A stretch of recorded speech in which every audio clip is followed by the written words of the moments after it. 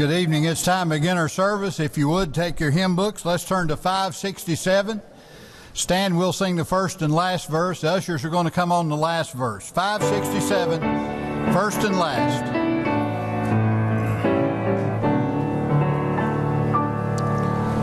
In the dark of the midnight have I off my face, while the storms howl above me, and there's no hiding place. Mid the crash of the thunder, precious Lord, hear my cry, keep me safe till the storm passes by. Till the storm passes over, till the thunder sounds no more, till the clouds roll forever from the sky. Hold me fast, let me stand in the hollow of thy hand. Keep me safe till the storm passes by. When the long night has ended and the storms come no more, let me stand in thy presence on that bright, peaceful shore, in that land where the tempest never comes. Lord, may I dwell with thee when the storm passes by.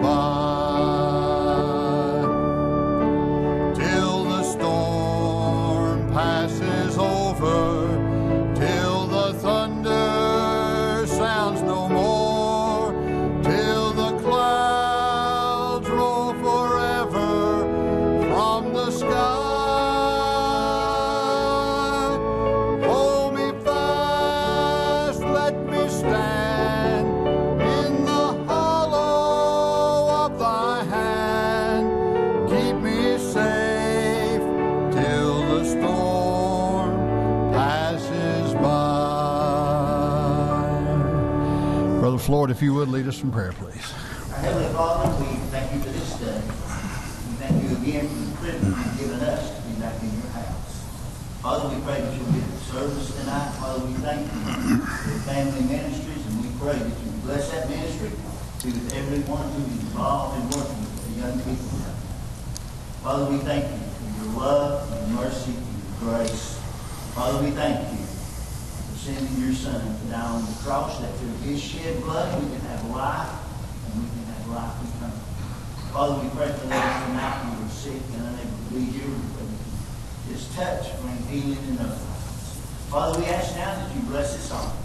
May it be used wisely for the glorifying of your name and the upkeep of your kingdom. In Christ's name we pray. Amen. You may be seated.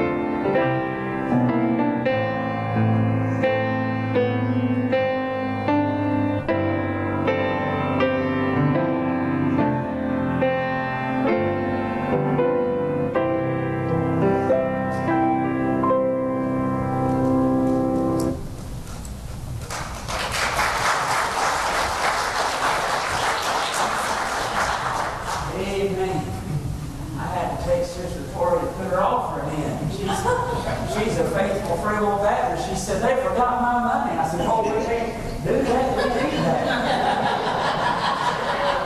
Yeah, we gotta have that. Isn't that great? Training them up. The Bible says if we train them up in the way they should go, when they're old, they'll not depart. It's good for them to know everything, know how to serve the Lord in every area. It is good to be here tonight, and we're so thankful for Free Will Baptist Family Ministries. And I first met Brother Mike July of 2006, and we was having a preachers conference up at Valley Forge, and I got to meet him, and then later on Chris and Teresa, or I might have met all of them at the same time. I do remember we ate together that day, and then I had met Savannah for the first time in August of 2006, preaching in her daddy's camp meeting. And then, a little while after that, the Lord took Chris and took Savannah and put them together, and now we've got youngins and all kinds of stuff. And it's great. We love them. We appreciate them. I'll say a little bit more about Free Will Baptist Family Ministries and Brother Mike, but he's been doing a great job. How long have you been the North Carolina? This coming August will be 14. 14 years. I was trying to put it together in my mind, and once you get past 10, I can't get that high with numbers. But anyways, we're going to present you a love gift here in a minute for Free Will Baptist Family Ministries. But until then, let's get who I was going to sing. Chris, Savannah, the kids. You just come do whatever you want to do. Amen. Evan, you sing all you want, and Tori, you sing all you want. And I just love how they love to sing. Amen. Let's make them feel welcome as they come. Amen.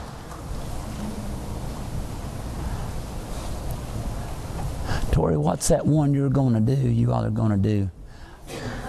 Yeah, okay.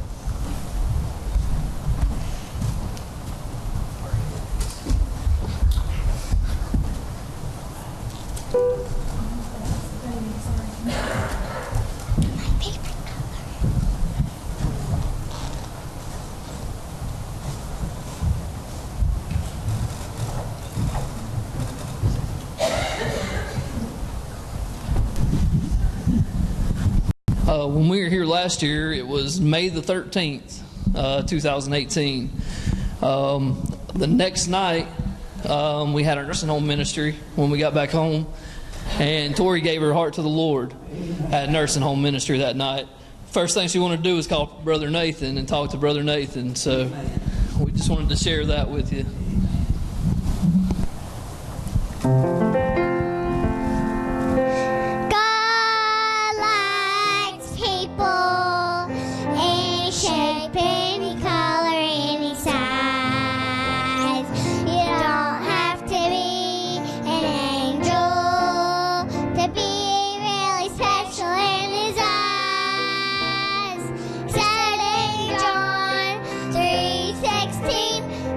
Proved it on Calvary too.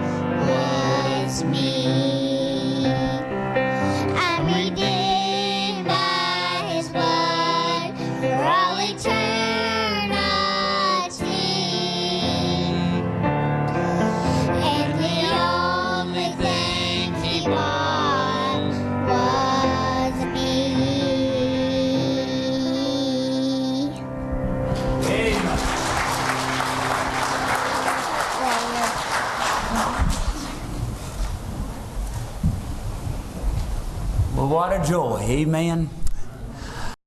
You all pray for Brother Ellison. He's coming tonight. And, of course, way.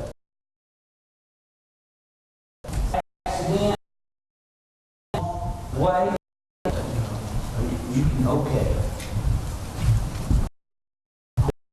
Just do whatever you feel like. Amen. All right. I'm going for it.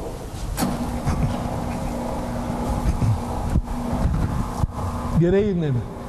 It's good to be with you. I was telling Brother Nathan I need his prayers tonight. I've got some allergies or something, and my ears are stopped up, and it feels like I'm talking in a drum, so I hope you can hear me all right.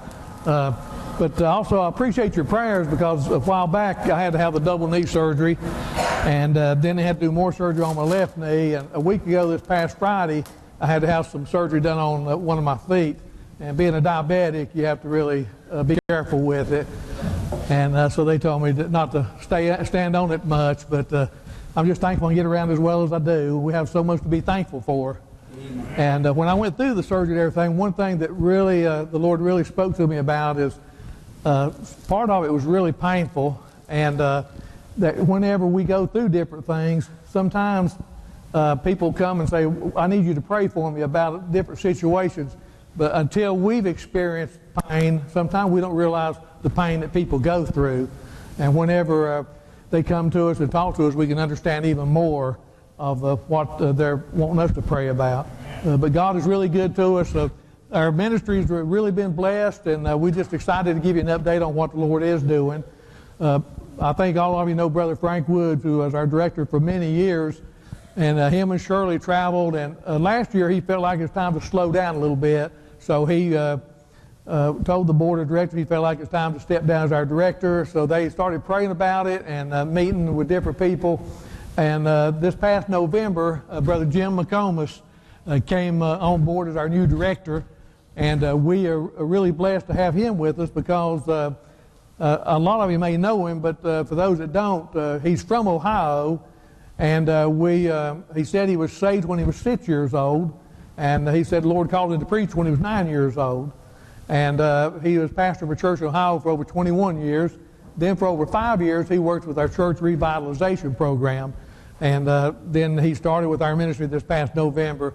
Him and his wife, Beth, they have 2 sons, Matthew and Aaron. And Matthew tragically passed away in 2017. So they know the hurt of losing one of your children. And they had a burden for the ministry, and he's got a vision for several new things they want us to do, and we just ask everybody to pray for them as they travel for our ministry.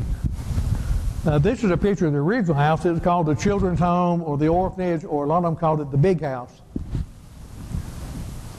This is our office. It's located across the street from the school. All the children live on campus, go to school there at the campus. Last year we had cut back a little bit on our program there at the school, had more children in our foster care program, but now we're having more children on campus, and we have our school up and running, and we've really been blessed. We're currently serving between 145 and 155 children throughout the ministry. We have over 60 children in foster care, and it's good Christian families that the children can grow up in. And this is a couple more of our cottages. And last year we had 56 young people accept Christ as their Savior. And then about a mile up the road from our children's home is where the Oaks Retreat is located, our church retreat and youth camp. And that we know of, we had over 50 more young people saved during camp. And this is our school. We were needing more facilities there, more classrooms. God really blessed and provided. We have a new extension project. It's the Stokes Academy. We had a preacher, Opie Stokes, and his wife that didn't have any children, but they knew the importance of educating children, preparing them for the future, and they had left money in their state to help with their education program.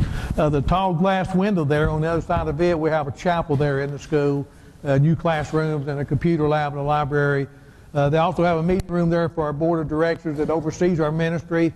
I like the way our ministry is structured, because every year in June, they have an auditor that comes in. He spends from 2 to 4 weeks going over everything about our ministry, things we can do to reach out and touch more people. And then they also work on our budget for the coming year.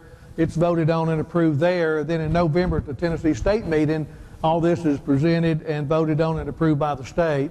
And then if they have a board member going off our board of directors, they serve 5-year terms, then they vote to put the new board members on at that time. And then we have a home in Arkansas, Little Rock, Arkansas. We have 14 children here. The first time we went out to visit that home, my wife and I, we was really blessed to see the children there. Before each meal, they gather around the table and hold hands and say the blessing. And just to talk to them and see the situations they'd been through, I was so thankful we had a good, safe place for them to come and live. Throughout that home, too, there's all kinds of antique furniture, and I've got a couple of pictures to share with you. That's a chaperone chair or a courting chair. It's got 3 sections in it. It's one for the girl and one for her boyfriend, and then one for the chaperone. And when I show that at the churches, a lot of the parents, especially that have teenagers, want to know if they can still order one of those chairs. And then we have a home in Charleston, Arkansas. It's called the Maggie House. It was a skilled nursing facility that was donated to us. We went in, remodeled it, and converted it into 4 cottages there for young people. And we opened it in December 2015. This is the first 3 children to come to live there. We have around 26 children there now. On the left is 2 little brothers, and the young man in the blue jacket, him and his sister had been separated and sent out across the state. So we was able to reunite the brothers and sisters, and we have about 6 sets of siblings back together there now at that home. And we just got word recently, too, that the 2 little brothers on the left was recently adopted by a family, so we're really excited for them. And then another opportunity was in Fort Smith, Arkansas. In July of 2017, we opened up another children's home there, and we have 4 cottages there, and we currently are serving around 32 children. And then in Greenville, at our children's home there, that's our main location.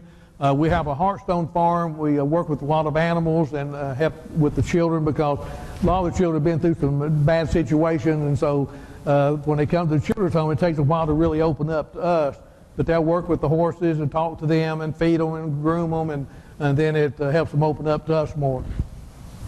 And we have a gentleman, his name is Kelly. He works with the animals and with our children there at the home. And he said, I'm going to send you a picture. One of our boys at the children's home was concerned about the sun affecting his horse's eyes. So he said, I'm going to send you a picture of how he tried to help his horse out. And then we have a donkey family there, and the shortest donkey is the newest member of the family, and I've got his baby picture. And then we have 4 miniature horses there on the farm. And then about a mile up the road is the Oaks Retreat. It's our youth camp and church retreat. It's always an exciting time throughout the summer and throughout the year. Last year we had a little over 4,300 campers come and use those facilities. This is Darryl Hodges. He's our camp director. We have campsites there. It's available year-round for groups of individuals to come and spend time with us. This is our tabernacle where we have our services. The dining hall where we have our meals. This is some of the girls' cabins and some of our boys' cabins. And this is a lodge and activity center. And you'll notice a lot of the big beams in the structure. In 2001, we had summer camp in July. Had a lot of rain in a short period of time, and it washed these trees down off the side of the mountain. We was blessed that no one was injured, but they came in, set up a portable sawmill, cut up all those trees, and used them in the lodge when they built it. And out front, it's got a fireplace. It's just really nice and relaxing over there. We have 8 rooms down each side of the lodge, and a lot of churches come over and will spend a few days with us and have a church retreat. We really encourage that. Inside, we've got a fireplace area where we have meetings and devotions. A kitchen where we prepare meals there at the lodge. We have all kinds of games and activities, foosball and basketball and foosball, and they got a climbing wall in there. Outside, we've got a little playground area. And then out in the woods, we have 2 zip lines. They're 40 feet up in the air, and they go down through the woods, and they're a lot of fun for all ages. And we have a low ropes course, obstacle courses, and some of them's really challenging, and it takes a lot of teamwork to make it through.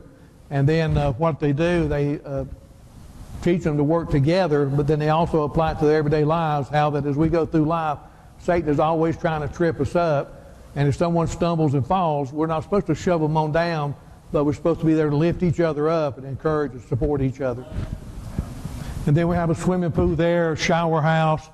We have a water slide there. We have volleyball. We have a couple of horseshoe pits. This was during youth camp, and they took a hike up to the waterfalls, and while they were up there, they baptized all the young people that stayed during camp that week. And this youth group, the last night of camp, they got to have a shave cream fight. And they said the worst part of it was getting hosed off with that cold mountain water after it was over with. And then this is our Hope Center ministry. We thank God for this opportunity to be there to work with the young mothers and help them make the right choices. We moved into this building in April 2011. It's closer to the high school to where we can be with the younger mothers. It's also, we needed a lot more room. We have classes there to teach them on how to be a good parent, different things with taking care of their babies, with finances and different things. We also work with the young fathers that's involved with this, and Sharon was sharing with me about a couple we had that they weren't married, and when they came there, she was wanting to have her baby, but her boyfriend wanted her to have an abortion. And she said, no, I want to have my baby. So after Sharon talked to him, he agreed to start coming to the classes. And so we have a preacher that works with the men and have classes for the young men on stepping up and being a godly father. And so she invited them to her church. Sharon goes to the First Free Will Baptist Church there in Greenville. And she said a couple started coming to church and was attending the classes and everything. And she said then one Sunday morning, the young couple walked the aisle and got saved. And they were baptized, they joined the church, they were married.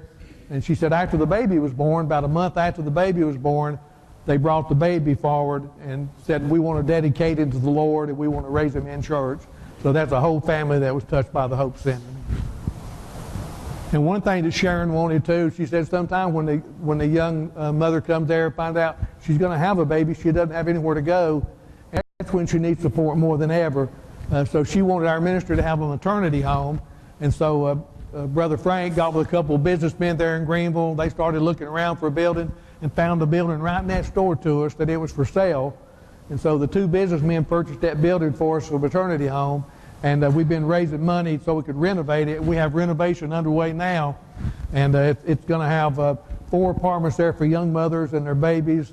It'll also have an apartment for the house parents that oversees that part of the ministry. And there we'll have classes again to work with them on taking care of their babies, also managing a house, how to manage a budget, help them with their education, anything we can to help them find a job, an apartment, and get off to a real good start. And this is Sharon and one of the babies born through the Hope Center ministry. And this is an example of an embryo that's 12 weeks along in the pregnancy. And they said in 2005, that was the year we started with the ministry, that there was 1.2 million abortions. And of those, over 132,000 was done around week 12. And it says if we would honor each baby that's been aborted since 1973 with a moment of silence, that we would be silent for over 100 years. And this past year, we served over 387 families, gave out over 2,200 packs of diapers, over 1,500 packs of baby wipes, and we had 81 babies born through the Hope Center last year, and 98 the year before that. And this is some of the babies recently born through the Hope Center ministry.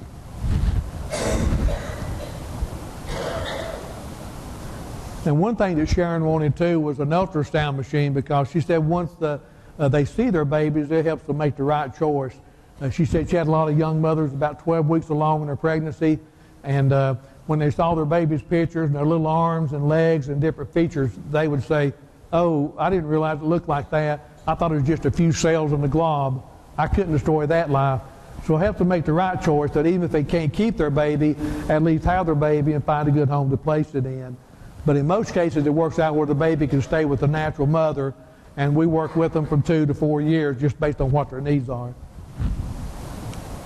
There's one had his first birthday.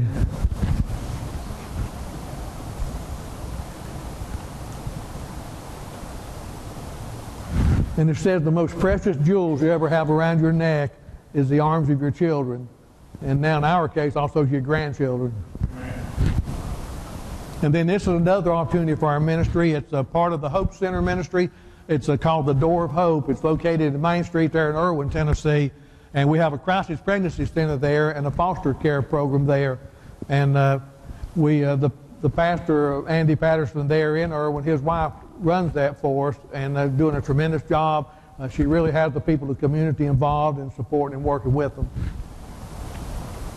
And then we have 3 assisted living facilities. We have the Laurels in West Virginia, and we have 45 residents there. And then we have the Governor's Bend in Irwin, Tennessee, and we have around 55 residents there. And a few weeks ago, I was over at the office talking with Brother Jim McComas, our new director, and he was sharing a story with me about a gentleman that came to live there, and they wasn't giving him long to live. And he was telling them, he said that he just wasn't, his heart wasn't where it should be with the Lord. And he shared with them that he had a grandfather that was a Free Will Baptist preacher. He said, I need to talk to a Free Will Baptist minister.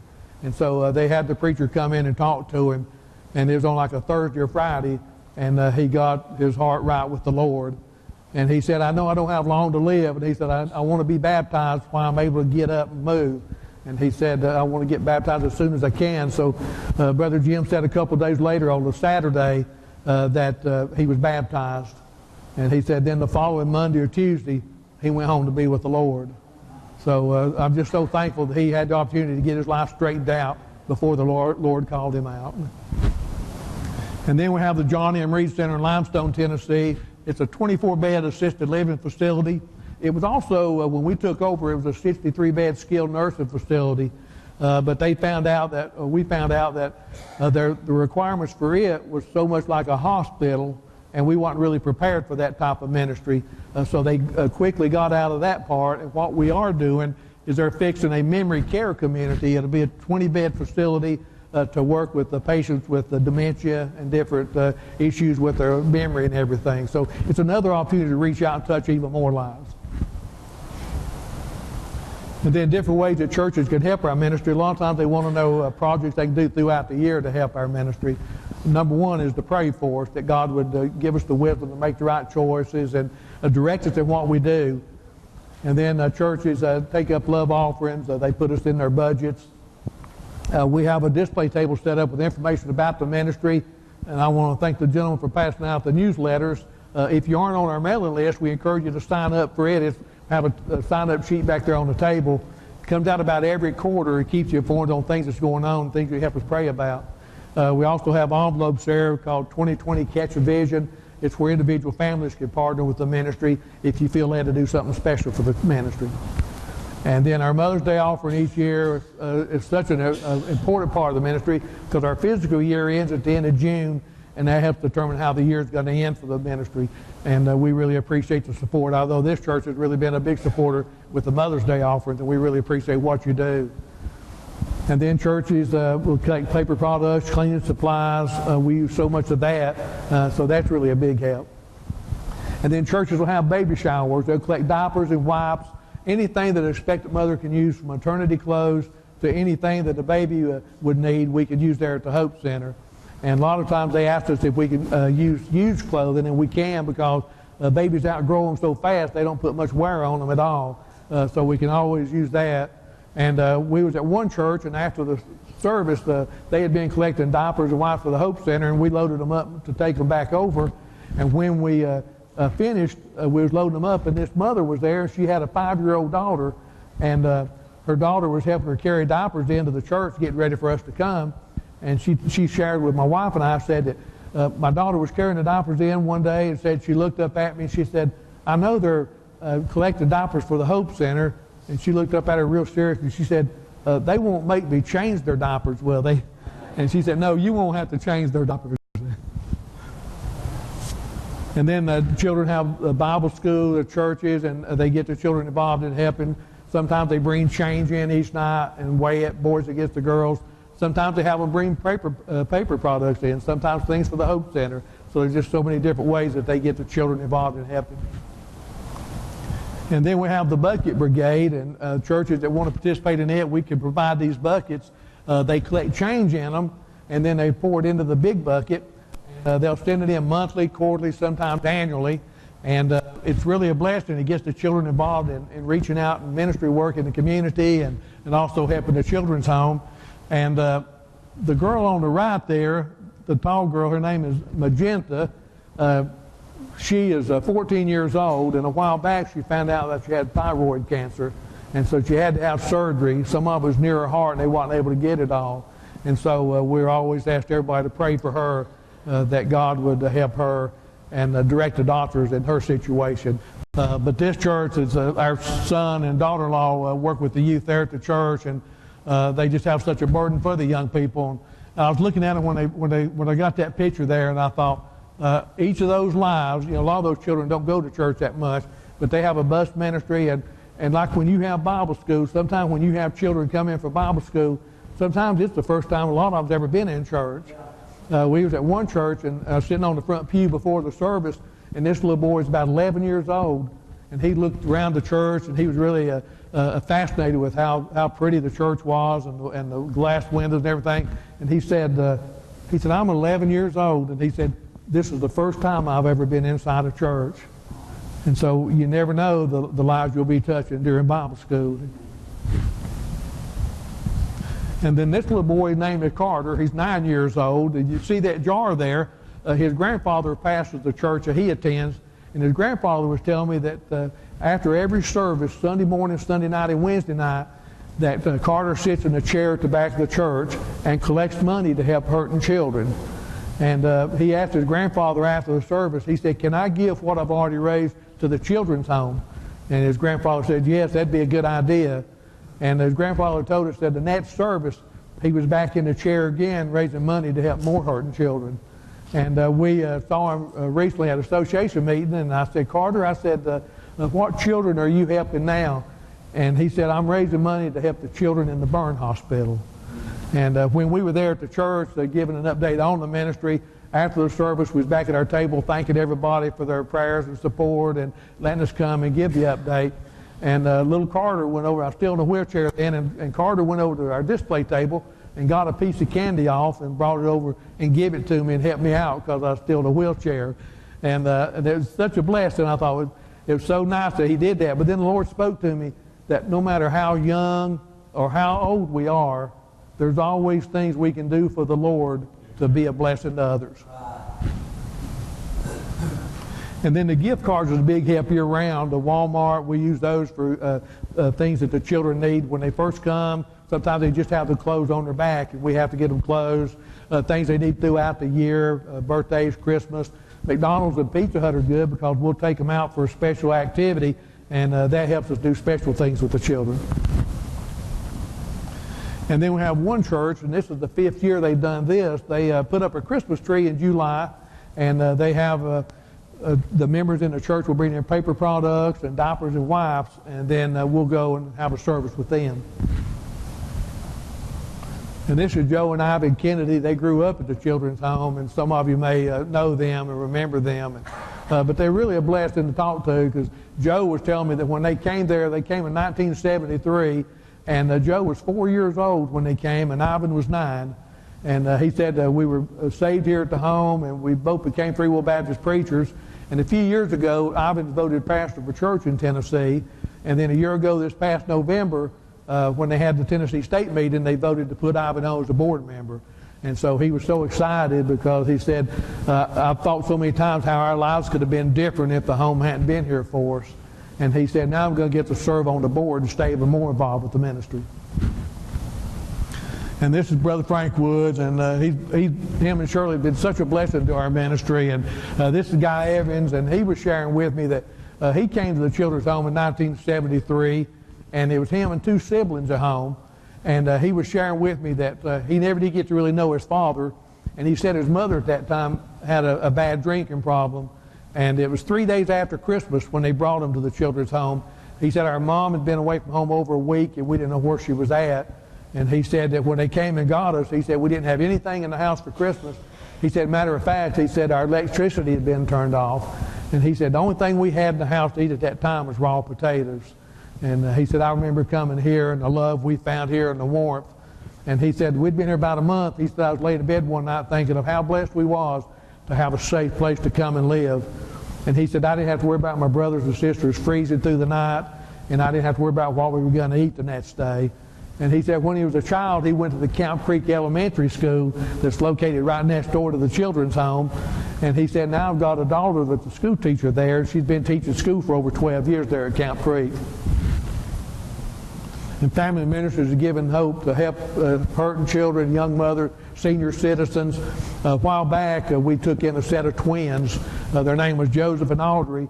And when we got them, they were 18 months old. The parents had a problem with alcohol and drugs then. And the children had been neglected. It was really a bad situation. Brother Frank Woods was our director at that time, and they called and asked him if we had a place for him. He said, oh, yes, definitely. And we had a preacher and his wife that had just completed foster care training, and they said they would like to be the foster parents for him. And he said, we may be too old to think about adopting them if it comes to that, but we want to be the foster parents. Well, Audrey got to go and be with them right off, but Joseph, for those 18 months he was at home, he had spent most of his time in a crib, and he had taken and gnawed all that wood off the rail of the crib, and his little stomach and intestines was full of splinters. And so he just barely could hold his head up when we first got him. So we had to rush him to the hospital. He had to have emergency surgery to remove all those splinters. And he was in the hospital. When we were sharing this story at one of the churches, the pastor had a lady stand up, and she said that when they brought Joseph to the hospital, she said, I become his nurse.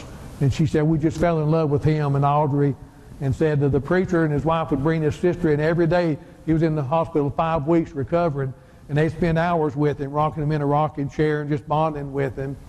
And then it ended up that the parents said that they didn't want the twins, and so they signed their rights away. So Brother Frank went and told the preacher's wife, and said, looks like the twins will be put up for adoption.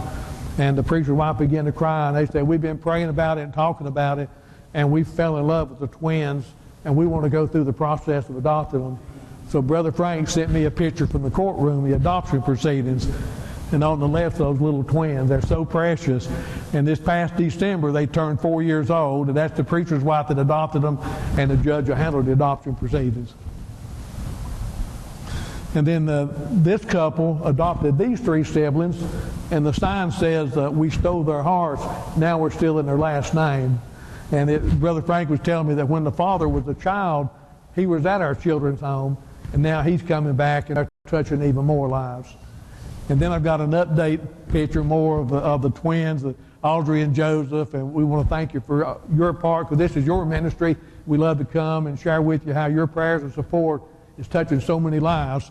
And we got to see them at the Christmas party in December, and it's such a blessing. They were so well-mannered, and I was looking at the smiles on their face and how happy they were at the party, and then thinking back when we first got them, what they'd been through. And I thought, well, I'm glad our ministry was there, that we could help make a difference to their lives. One thing my wife and I found out, too, at the Christmas party, they had a dinner for them and everything, is that the twins really love mashed potatoes. They had their plate pile full of mashed potatoes. But it was a blessing being around them. And we had one other situation. We had a 23-year-old mother that had 3 children, and you may have heard about it. It happened over in the area here. She took them down to the sheriff's department and turned over to them. And she said, I just can't cope with it anymore. And we just asked everybody to pray for that young mother, that God would help her. But they called Brother Frank, and there again we had another couple that took all 3 of them so we could keep the siblings together. And when we got them, it's 2 boys and a girl. And when we got them, one of them was 3 years old, one of them was 11 months old, and the youngest one was just 7 weeks old when we got them. And we got to see them at the Christmas party too. 3 precious children, and I thought, well, I'm so thankful we were there for them. And they were happy and being loved, and we just pray we'll be with them involved with them for many years. But we just thank God that we're able to be there to help them. And then I've got a few pictures just to share with you that you may recognize Brother Nathan and different things here.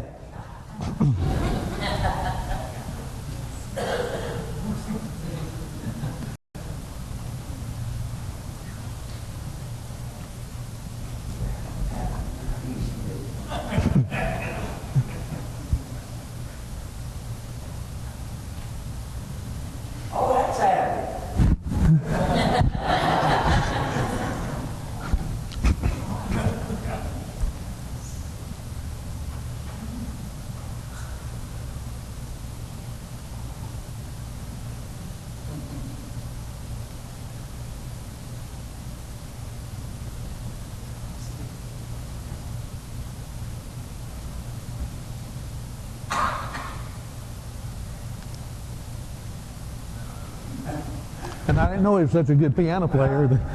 I was modeling that day. And he's also a tightrope walker. And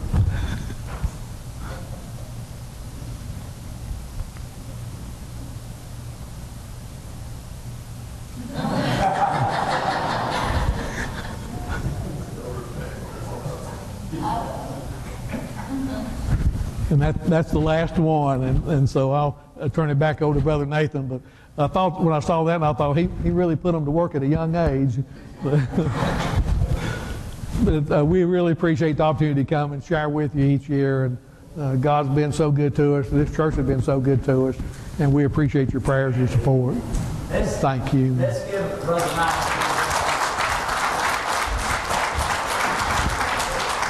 Brother Mike, you can just stay seated. We appreciate all that you have done for the ministry through the years. Thank you.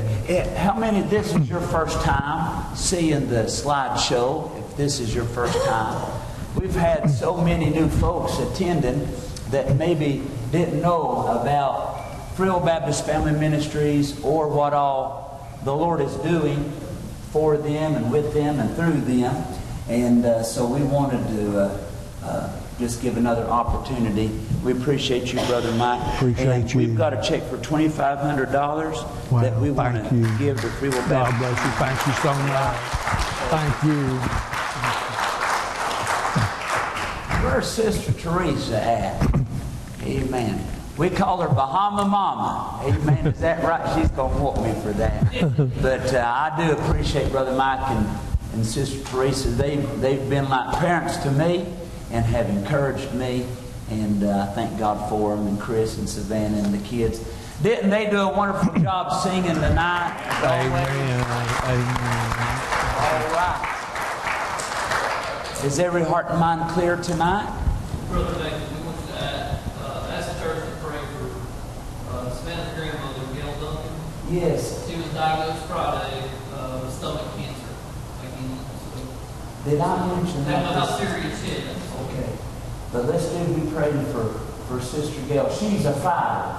And boy, makes some of the best tomatoes and macaroni I've ever. Oh, can I get a witness, Sister Savannah? Amen. And anytime I'm over in Marion, I try to talk them into making some.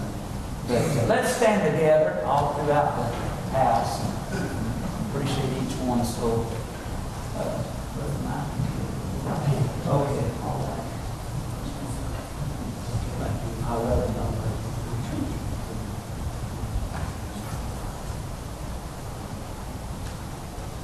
Brother TJ, would you dismiss us in prayer, my brother? Our Heavenly Father, we come in your presence together. We want to thank you, Father, for the privilege we have of gathering in your house.